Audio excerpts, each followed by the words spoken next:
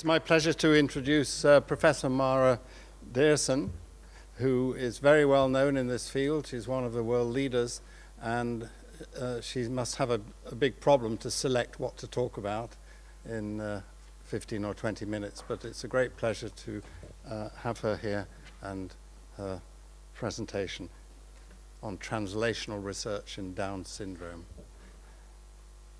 I noticed that there's a very modest statement in the profile of Mara in the program, which says she has published a number of peer-reviewed papers on the subject. I haven't counted them, but it's a huge number.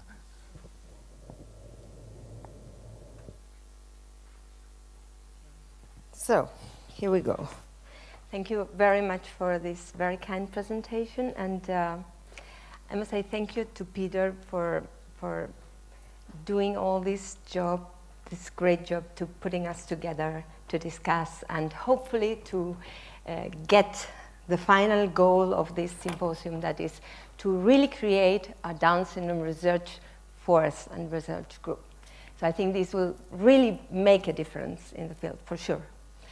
And well, as you see from my title, I am trying today to show you some pieces of evidence that show how we have tried to put our basic research into clinics and what were the grounds and the difficulties we encountered. And in fact, just from today, you have seen that there are so many possibilities that we really, at some point, get like confused. No? So what should we target? What should we do? Which is the best? When?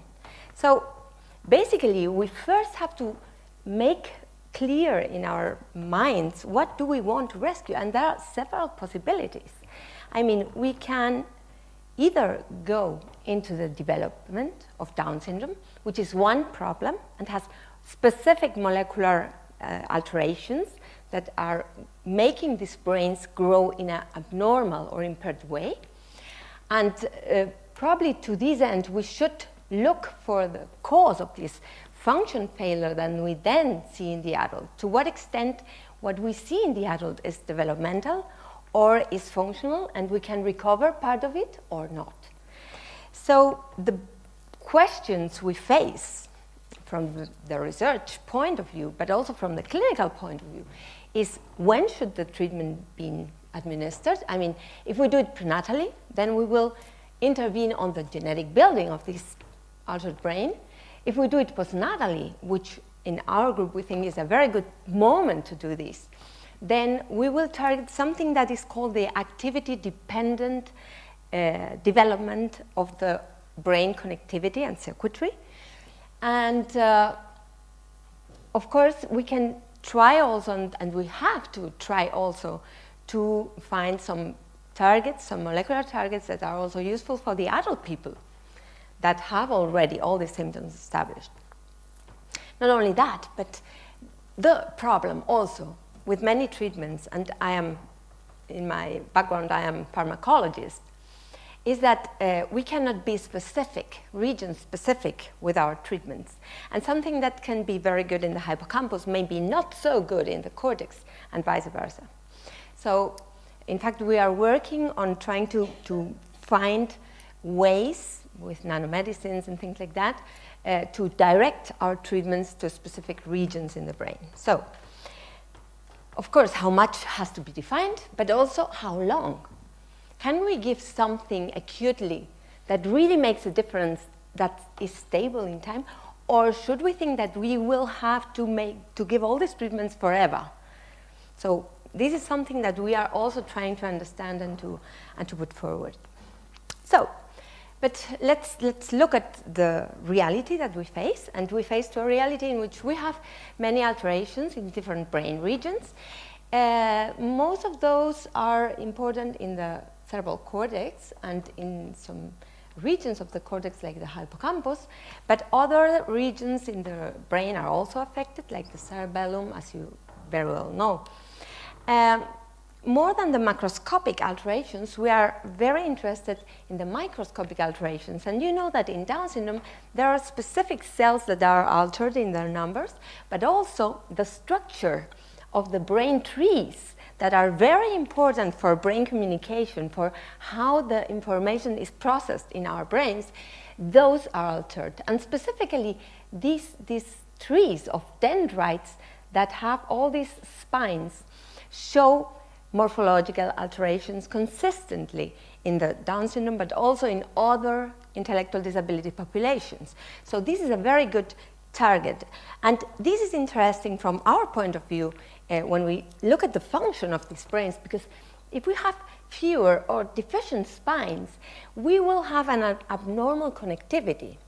And you know, connections is the most important in life also for humans. No?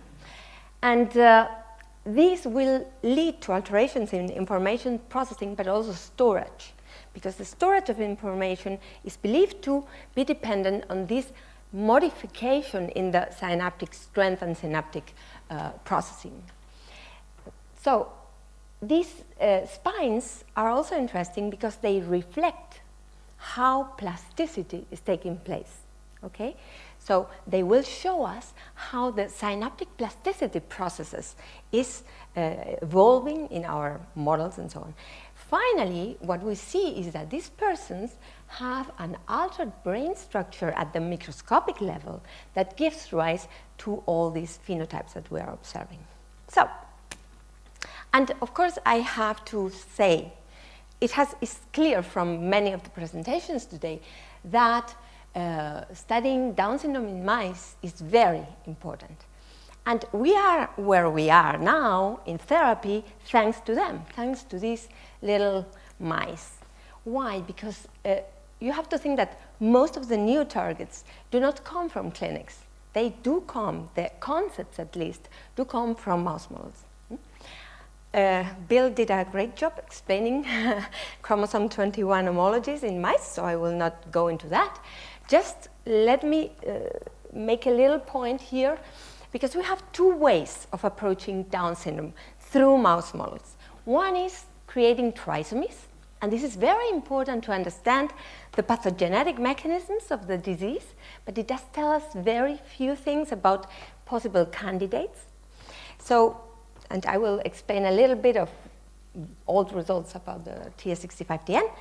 And to try to find good candidates, we can create also single gene transgenics. Of course, the situation will be a little bit different, and we can discuss this later. But anyway, this gives us a good idea of what of these genes among all this bunch of genes that are overexpressed in Down syndrome could be a good target for therapy. Okay, so also the other question that everybody asks always in these presentations is, well, how does an intellectually disabled mouse look like? No? And of course, we cannot model the whole intellectual disability in mice. Fortunately, they don't speak, even though these do.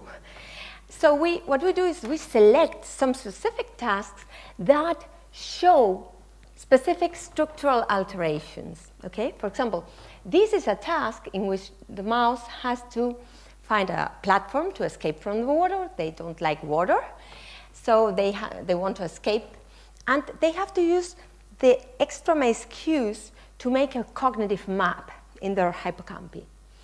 And to this end, what they do is they swim through the platform, and we can create a learning curve. So if I have to find the exit here, and this would be much bigger, so I would probably need much more distance and much more time to get there the first time than when I have done this several times. No? So this is the training phase, and here you see that the distance that they need to travel until they reach the platform is decreasing across sessions, and this doesn't work very well. And here they get to the best execution level. So they get to what we call the asymptotic level. What we see in the Down syndrome model is that this happens further late. Thank you very much. Thanks. Oh, that's great. Thank you. So that this happens later on, so they need double sessions, double number of sessions to get to the same level. And in the first sessions, in fact, they don't learn very much, okay? So I have put a couple of examples just to give you a flavor of how my lab looks like. And here you see a wild-type mice in the first session, so here when he's already good. Okay, and here we see a T65 mouse trying to find the platform in the same session, in the first session. And what we see is that not only it spends more time, but the strategy that they use to find the platform is very, very different. So they are more erratic, etc. Okay, so together with that, what we see is that, in fact, the neurons of the T65TN replicate quite good the phenotypes that have been described in human Down syndrome patients. So the arbors, the dendritic trees, are smaller and less complex, and they have significantly less numbers of spines. So, you know, our hypothesis is that this altered microstructure of the dendritic trees may probably come, in part at least, from an altered development. And, you know, when we are faced with different experience during the early years of our life, social experience, cognitive experience, sensory experience, this helps our neurons to grow and to create a circuit, a connectivity. And the way that we have to test this in mice, we cannot send them to school, of course, but we can use this system that is called the environmental enrichment. That would be a kind of early intervention in mouse models. So this early intervention makes exactly this. It stimulates different domains, cognitive, sensory, motor, and visual domains. And we can check to what extent we are successful in these mice. And you know that early intervention has led to very good improvements, but in Down syndrome population, but these improvements are not as good as we would like to be, and they are also temporary. So here you see the same learning curve, and now I will show you what happens when we put these animals into environmental enrichment. And what happens is that here are the controls that go better. They need to travel less distance, but also the trisomics, look at them. They are almost as the controls are, okay? In the wild types, this is accompanied by a plasticity, by a structural plasticity. An increase in 40% of the spines is seen even 7 months after the enrichment has been done.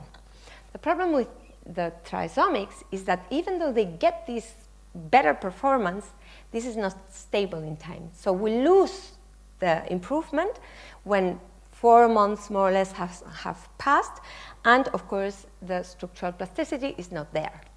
So this is proof that the processes that lead to this better performance in the cognitive test are not leading to a stable change in the brain. Okay? So we wanted to see how we could solve this. And of course, we have seen that non-pharmacological tools do work, so it's good, we have to maintain them, but to what extent we can help with pharmacological tools. And there we can go for 2 types of strategies. We can go for the symptoms, trying to restore the symptoms, or we can go for etiological treatments, trying to restore the causes. And to this end, the best way is to try to normalize the expression of these altered genes.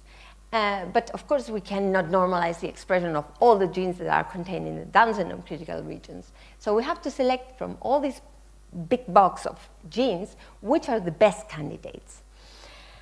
Because these candidates, if we can normalize their expression, could be good molecules for therapy. So one favorite gene that we have in the lab is TEOC1A. We have others, but TEOC1A is really a very good molecular candidate.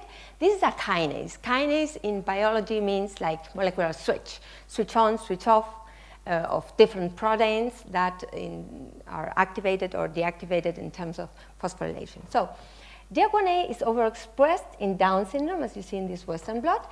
And interestingly, it's expressed very ubiquitously during development, but it's also expressed in more specific regions in the adult brain, both in mice and in humans. And it participates in very interesting functions like proliferation, differentiation, synaptic plasticity, or neurodegeneration.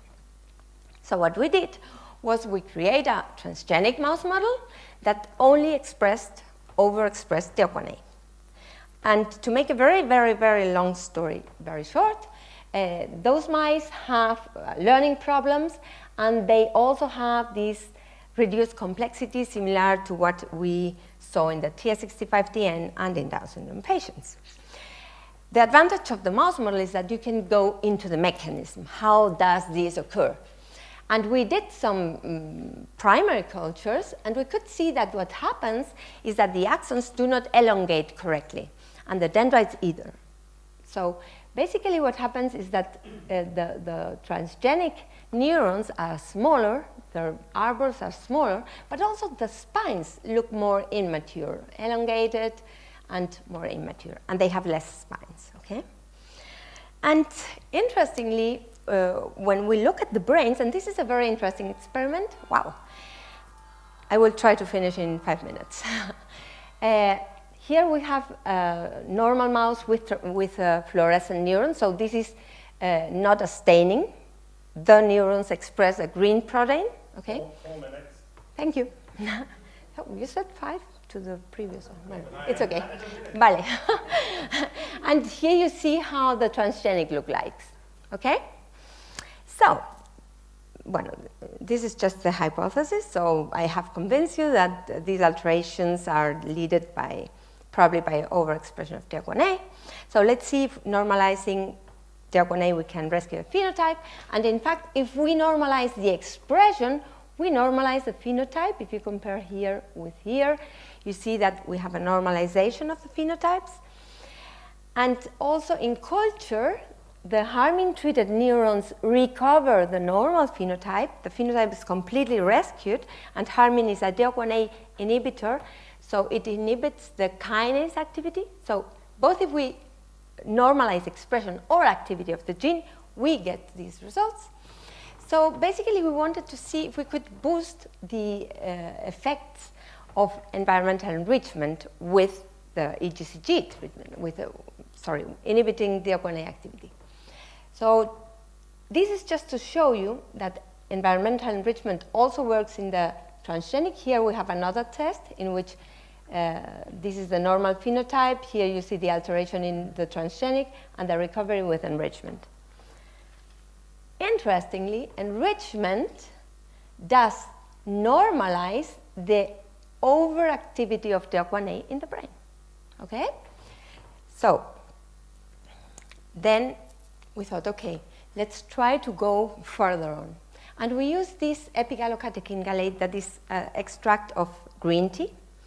And in fact, let me just pass very quickly through that, telling you that it was very effective in transgenics. You see, here we recover the discrimination index, and it reduces very clearly DOCK1A activity, okay? So we thought, okay, let's pair both. And what happens is that, just believe me because I cannot explain the whole graph, we can go back if you need. What happens is that EGCG tremendously potentiates the effects of environmental enrichment in the mice. So, and in fact, it changes. This is the transgenic, you remember, the wild type. Look what happens, Look what happens after EGCG plus enrichment, here compared with here, okay? So we restore the structure of the hippocampus, okay? And here you can see it very clearly. This is the wild type. You see the difference with the transgenic, and here you see the complete recovery of the hippocampal structure, okay? So we did a clinical trial with this green tea. This was a pilot, so it was only 30 people there and 30 individuals. The good news is that it's very safe, no problems at all, no secondary effect. It ameliorates significantly specific domains, cognitive domains, mainly hippocampal domains, I must say. And the effects of the treatment go back to baseline when we discontinue the treatment. So unfortunately, the effects are not maintained, at least in a 3-month treatment, okay? What was amazing is that the parents were detecting the effect very, very clearly. And I think I cannot go into the gaps and weaknesses, just, well, I think our strength is that we can go from basics to clinics, and I think you have seen an example of that. The problem is that many basic researchers are not interested in translation, I must say. And there are other many difficulties, like administrative, ethical difficulties that we have to solve, and it's very difficult. There are no common protocols for the clinical trials, and there is very small interest from pharmaceutical companies. So the idea, the gaps to be filled, is better tools for basic research, of course, better standardized criteria for clinical trials, cognitive testing, but also better cognition-related biomarkers, not only biochemicals, EEG, evoked potentials, imaging. We need this. So fortunately, I have heard very good presentation on that this morning. Still, we need to solve a lot of things, and we can discuss this later, but we don't know if sensitivity is the same in the Down syndrome population, if tolerance is the same. We don't know from the basic research. We are not giving the correct answers. We need to tell the clinicians what could be the structural changes besides the cognitive things or the LTP thing that cannot be measured then in humans. We need to give them some readouts that they can also check in patients. And this is something that we have to be prepared to do. Time's out. Okay. Sorry, too long. Well, I'm very... Just let me put the acknowledgements. Sorry to interrupt you, but no. Because it was You're going right. so well, and I can't get this to work. Gracious.